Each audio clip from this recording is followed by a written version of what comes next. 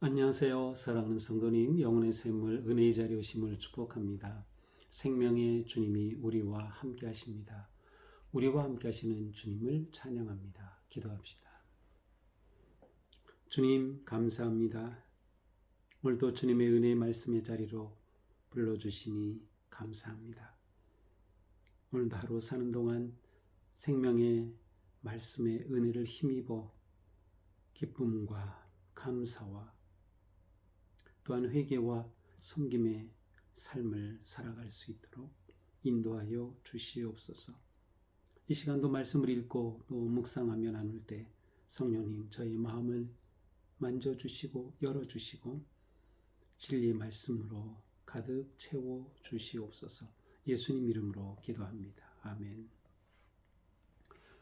오늘 말씀은 누가복음 13장 1절에서 21절까지입니다.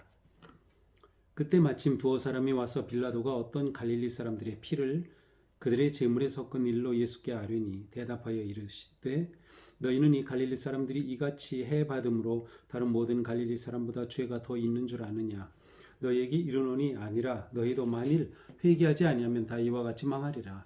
또 실라미서 망대가 무너져 치어 죽은 18사람이 예루살렘에 거한 다른 모든 사람보다 죄가 더 있는 줄 아느냐. 너희에게 이르노니 아니라 너희도 만일 회개하지 아니하면 다 이와 같이 망하리라. 이에 비유로 말씀하시되 한 사람이 포도원에 무화과 나무를 심은 것이 있더니 와서 열매를 구하였으나 얻지 못한지라. 포도원직에게 이르되 내가 3년을 와서 이 무화과 나무에서 열매를 구하되 얻지 못하니 찍어버리라. 어찌 땅만 버리게 하겠느냐. 대답하여 이르되 주인이여 금년에도 그대로 두소서. 내가 두루 파고 거름을 줄이니 이후에 만일 열매가 열면 좋거니와 그렇지 않으면 찍어버리소서 하였다 하시니라. 예수께서 안식일에 한 회당에서 가르치실 때에 18배 동안이나 귀신 들려 앓으며 꼬부라져 조금도 펴지 못하는 한 여자가 있더라. 예수께서 보시고 불러 이르시되 여자여 내가 내 병에서 놓였다 하시고 안수하시니 여자가 곧 펴고 하나님께 영광을 돌리는지라. 회당장이 예수께서 안식일에 병 고치시는 것을 분내어 무리에게 이르되 일할 날이 엿새가 있으니 그 동안에 와서 고침을 받을 것이요 안식일에는 하지 말 것이니라 하거늘 주께서 대답하여 이르시되 외식하는 자들아 너희가 각각 안식일에 자기의 소나 나귀를 외양간에서 풀어내어 이끌고 가서 물을 먹이지 아니하느냐. 그러면 18배 동안 사탄에게 매임받으니 아브라함의 딸을 안식일에 이 매임에서 푸는 것이 합당하지 아니하냐. 예수께서 이 말씀을 하시면 모든 반대하는 자들은 부끄러워하고 온 무리는 그가 하시는 모든 영광스러운 일을 기뻐하니라. 그러므로 예수께서 이르시되 하나님의 나라가 무엇과 같을까? 내가 무엇으로 비교할까? 마치 사람이 자기 채소밭에 갖다 심은 겨자씨 한 알 같으니 자라 나무가 되어 공중의 새들이 그 가지에 깃들였느니라. 또 이르시되 내가 하나님의 나라를 무엇으로 비교할까? 마치 여자가 가루 서말 속에 갖다 넣어 전부 부풀게 한 누룩과 같으니라 하셨더라. 아멘. 자, 오늘 본문은 꽤 길죠. 그래서 이 안에는 여러 가지 내용이 담겨 있습니다.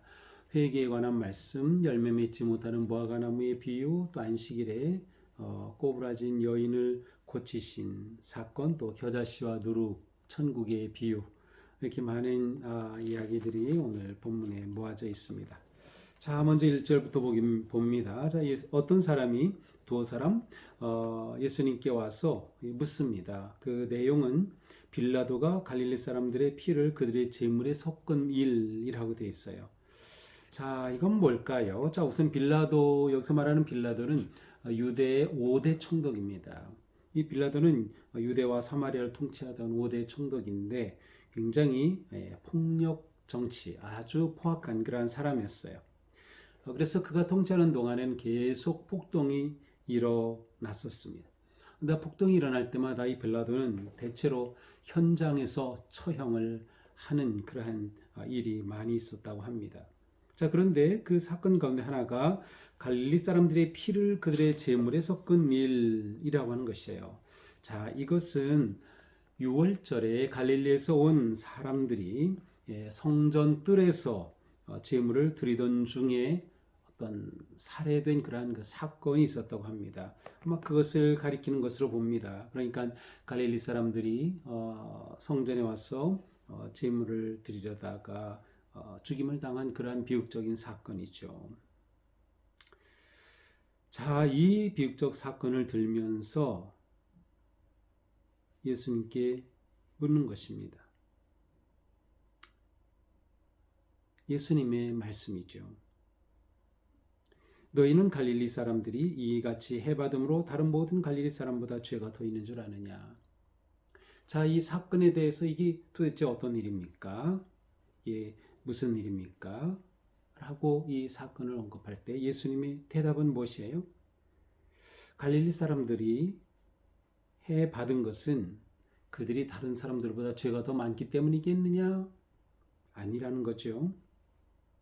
너희에게로는 아니다. 너희도 만일 회개하지 않으면 다 이와 같이 망할 것이다.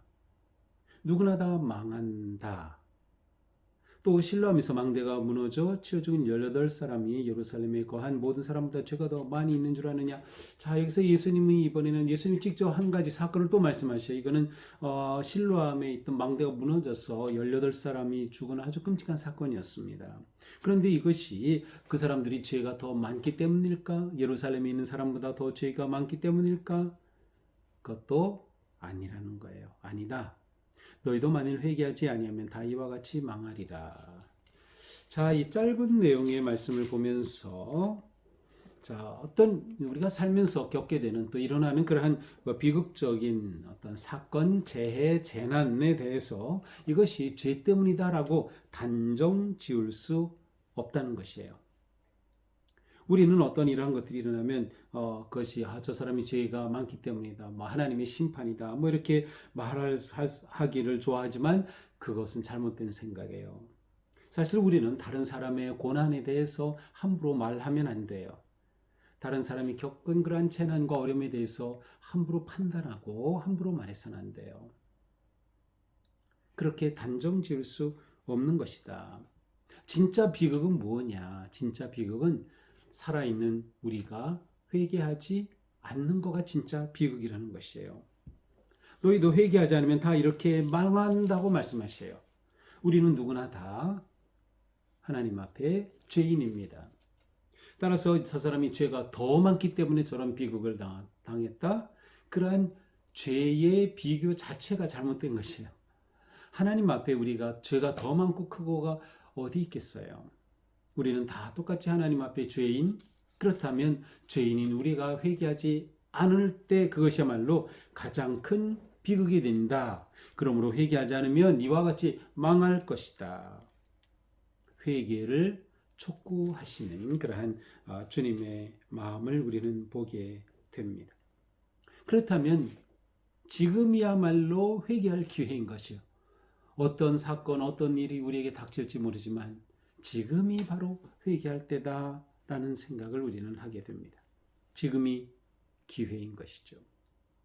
자, 6절은 열매 맺지 못한 무화과나무 비유입니다. 예수님이 비유로 말씀하시죠. 어떤 사람이 포도원에 무화과나무를 심은 것이 있더니 와서 그 열매를 구하였으나 얻지 못했다. 왜 포도원에 포도나무를 심지 않고 무화과나무를 심었을까? 이것에 대해서는 그냥 이 말씀 그대로 그 당시에 포도원이 있지만 그 중간중간에 무화과나무를 심는 일이 있었기 때문에 자연스럽게 그러한 표현이다라고 볼 수도 있고요.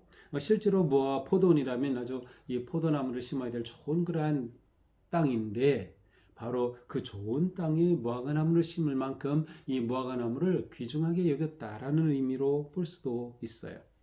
그러나 보통 포도원 사이에 심은 무화과나무라고 또 볼 수 있습니다. 자, 그런데 이 포도원에 무화과나무를 심었는데 와서 열매를 구합니다. 근데 열매가 없어요. 포도나무를 심은 목적은 뭐예요? 무화과나무를 심은 목적은 무화과 열매를 얻기 위한 것인데 열매가 없는 겁니다.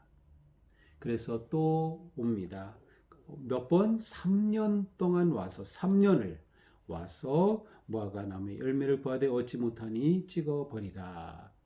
자, 보통 무화과 나무를 새로 심었을 경우에는 3년 정도 지나면 열매를 맺는다고 합니다. 그래서 3년이라고 하는 것은 기다린 기간, 기회의 기간이라고 할 수 있어요.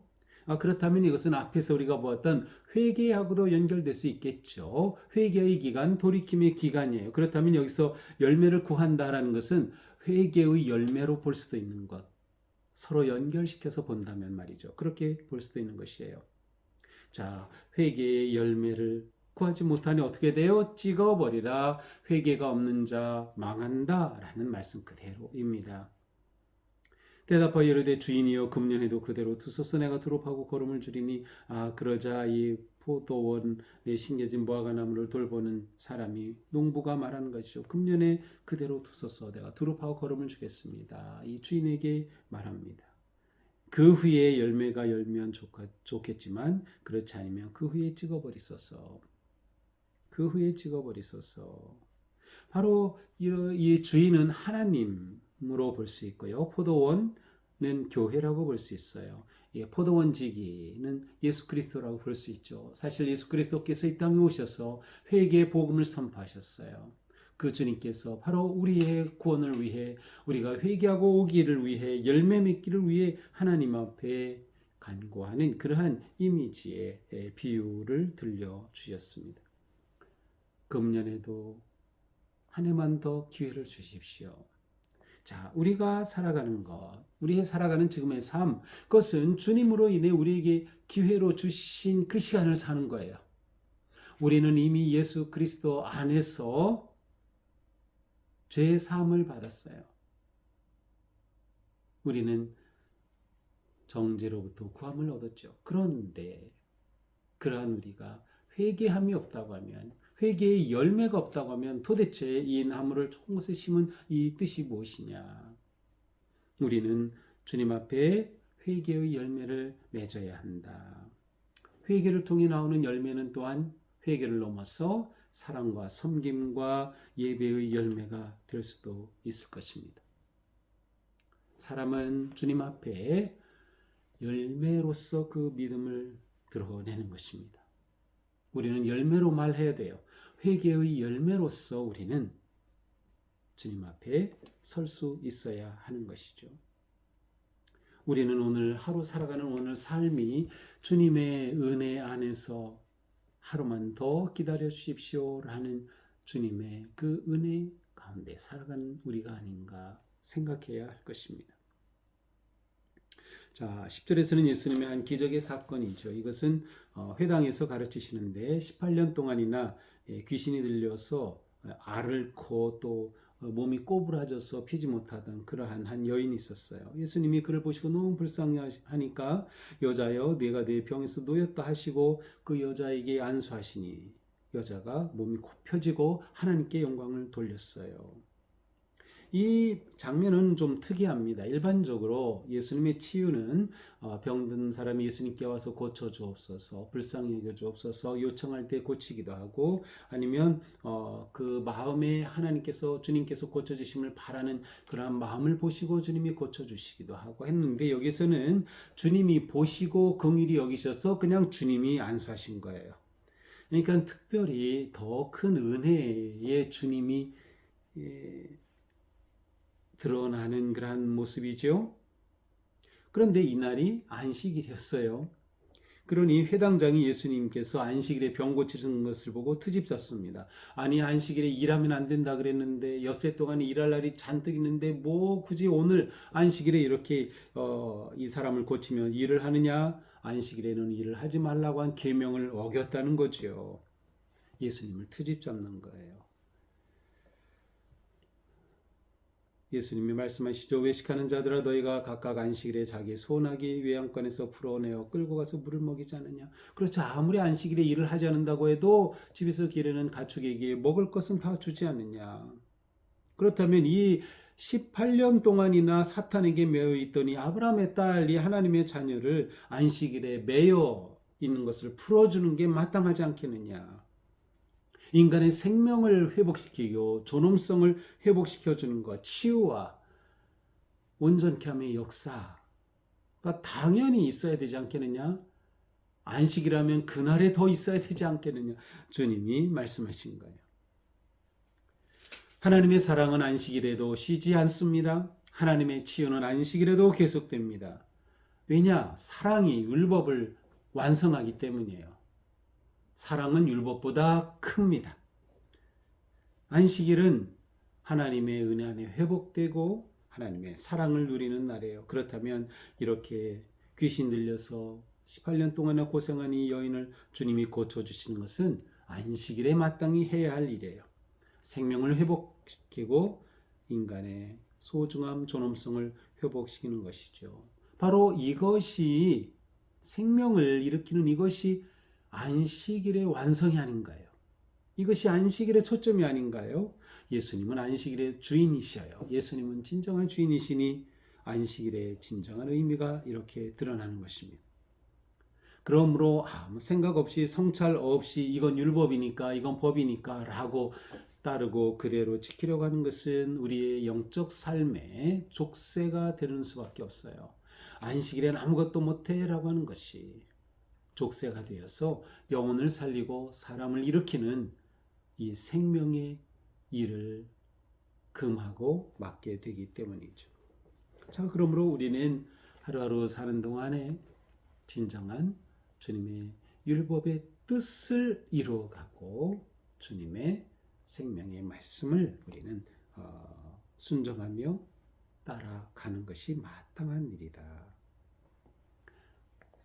안식일에 영혼을 자유케 하고 치유하고 회복하는 것, 이것이야말로 당연한 것이다 라는 것이죠. 이렇게 예수님이 말씀하시자 반대하던 자들이 부끄러워졌습니다. 그리고 예수님이 하는 그 모습을 보면서 많은 사람들이 그 영광스러운 일을 기뻐하더라. 자, 이제 네 번째 이야기는 겨자와 누룩씨예요. 이것은 하나님 나라, 천국의 비유 가운데 속한 것인데요. 하나님 나라가 무엇과 같을까? 내가 무엇에 비교할까? 하시더니 마치 사람이 채소밭에 갔다 심은 겨자씨 한 알 같으니 자라 나무가 되어 공중의 새들이 같이 깃든다. 자, 하나님의 나라는 겨자씨 한 알과 같아요. 그래서 심었더니 자라고 공중의 새들이 그 가지에 와서 깃든다. 하나님의 나라는 확장되는 거예요. 성장하는 거죠. 자라나는 것이 하나님의 나라예요. 그래서 새들이 깃들 나무까지 생기는 것. 하나님의 나라는 곧 하나님의 자녀들이 나무에 깃든 새와 같이 그렇게 그들의 영혼의 참 평화와 안식을 누리는 하나님의 그 은혜가 넘치는 영혼이 깃든 곳이 바로 하나님의 나라다. 또 20절 내가 하나님의 나라를 무엇으로 비교할까? 이번에는 하나님의 나라를 어떤 여자가 가루, 밀가루 속에다가 말 속에다 넣어 전부 부풀게 한 누룩과 같다. 자, 밀가루에 누룩이 들어가야 그것이 그 효모가 발효되어서 아주 부풀어 먹기 좋은 부드러운 빵이 되는 것과 같아요. 이것도 겨자씨 하늘과 이미지가 비슷하죠. 겨자씨 하늘 아주 작지만 실제로 겨자씨는 채송화씨와 같이 아주 작아요. 그런데 이것이 점점 자라서 새가 깃들 정도 되었고 이제는 눈에 보이지도 않는 그러한 누룩을 넣었을 때 점점 부풀어나는 것이죠. 하나님의 나라는 그 삶 속에 놀라운 변화가 일어나는 것이에요. 생명의 역사가 일어나는 것이에요. 성장하는 것이에요. 회복되는 것이죠. 이것이 진정한 하나님의 나라다. 자, 그런데 그 시작이 아주 작은 것을 봐야 돼요. 아주 작은 것. 작지만 그 속에 생명이 있기에 역사하는 것입니다. 아무리 크다고 해도 생명이 없다면 이것이 아무 소용이 없어요. 그러나 생명이 있기 때문이죠. 바로 그리스도의 복음의 생명이 씨앗이 되어 머무는 곳에 이처럼 놀라운 변화와 회복의 역사가 일어난다. 생명의 성장의 역사가 일어난다. 이것이 하나님 나라의 거룩하고 아름다운 모습입니다. 자, 우리는 바로 이러한 나라를 사는 것이죠. 이러한 나라를 추구하며 오늘도 우리는 살아갑니다. 자, 오늘 하루 사는 동안 오늘 말씀을 생각하면서 먼저 자신을 돌아볼 수 있기를 바랍니다. 내가 정말 주님 앞에 회개해야 할 것 무엇인가? 하나님과의 관계가 정말 바르게 세워져 있는가? 하나님과의 관계가 온전히 친밀하고 정말 그 은혜 가운데 거하고 있는가? 하나님과의 관계가 집중이 되고 회복되기 위해 내 삶에 끊임없이 회개가 일어나야 되는 거죠. 회개는 생명의 길이에요. 회개는 회복의 길이에요.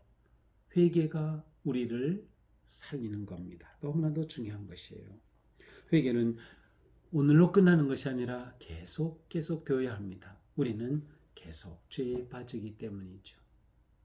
그러므로 신앙생활은 어떻게 보면 회개하는 삶이라고 말할 수도 있어요. 회개가 우리를 살린다. 그것이 하나님께서 우리에게 주시는 십자가의 은혜와 사랑인 것이죠. 오늘 하루도 주님의 그 자비와 은혜를 기억하면서 내게 덤으로 주신 하루다. 나에게 은혜로 주신 하루다. 그러니 내가 오늘 하루 사는 동안 꼬부라진 인생이 펴져서 활기차고 생명력이 넘치는 그러한 삶 되듯 나도 그렇게 주님의 은혜로 삶이 생기가 넘치고 생명력이 넘치는 그러한 삶, 또 누군가에게 생명의 복음을 전하여 꼬부라진 인생을 일으켜주고 회복시켜주는 그러한 삶 살아가는 것, 복음의 은혜를 누리며 살아가는 것, 그와 같은 일이 우리 가운데 일어날 때 우리는 하나님의 나라를 경험하고 하나님의 나라가 확장되는 그 놀라운 은혜를 누리게 될 것입니다.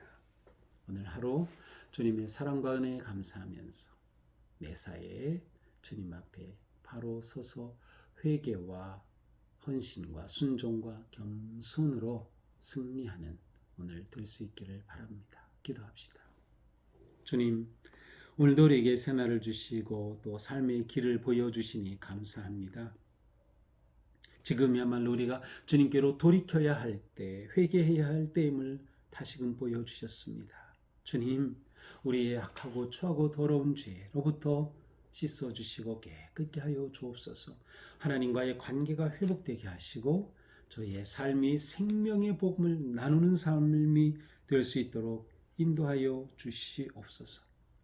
오직 주님의 은혜와 사랑 안에 거하며 주님께서 오늘도 우리를 기다리시고 참으심을 생각하며 오직 주님 앞에 나와 무릎 꿇어 주님의 은혜 안에 거하는 우리의 삶이 되게 하여 주시옵소서. 예수님 이름으로 기도합니다. 아멘. 네, 오늘도 주님의 은혜 안에서 우리 삶이 회개와 순종과 겸손으로 회복되고 또 참된 안식을 누리는 하루가 되기를 축복합니다. 사랑합니다.